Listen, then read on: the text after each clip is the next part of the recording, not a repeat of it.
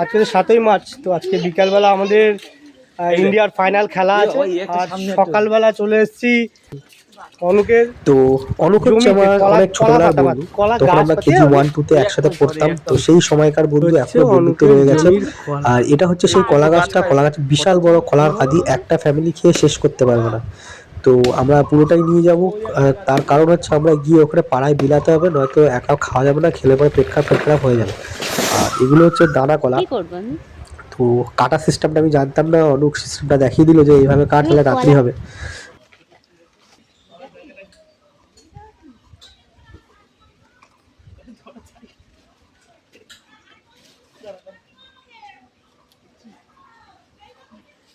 পাপা এদিকে আনো, পাপা এদিকে আনো,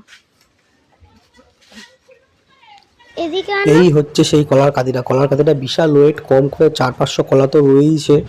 তো এখন কাঁদিগুলো কেটে নিয়ে যাওয়া যাবে, কারণ এরকম পুরোটা গোটা নিয়ে যাওয়া যাবে না। আমরা বাড়ি চলে এসেছি। তো এটা হচ্ছে ভেতরের থোরটা বেশ নরম রয়েছে, একদম কাঁচা কচি।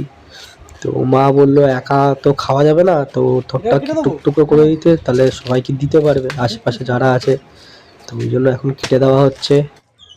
রাত্রিবেলা আবার ইন্ডিয়া ভার্সেস নিউজিল্যান্ডের T20 বিশ্বকাপ খেলা আছে, তো খেলা দেখা হবে, প্লাস পিকনিকের একটা প্রোগ্রাম করা আছে যদি ইন্ডিয়া জেতে।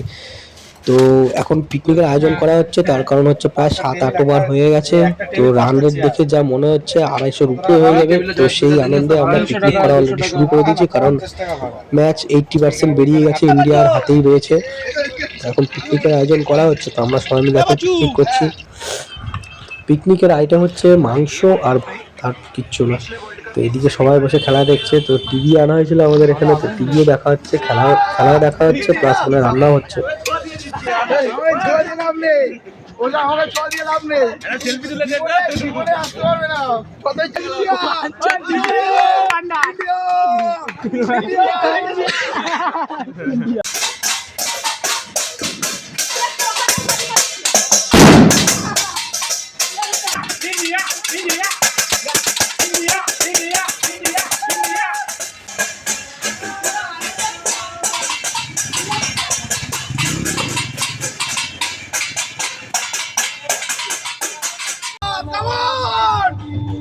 আমাদের রান্না প্রায় শেষের মুখে।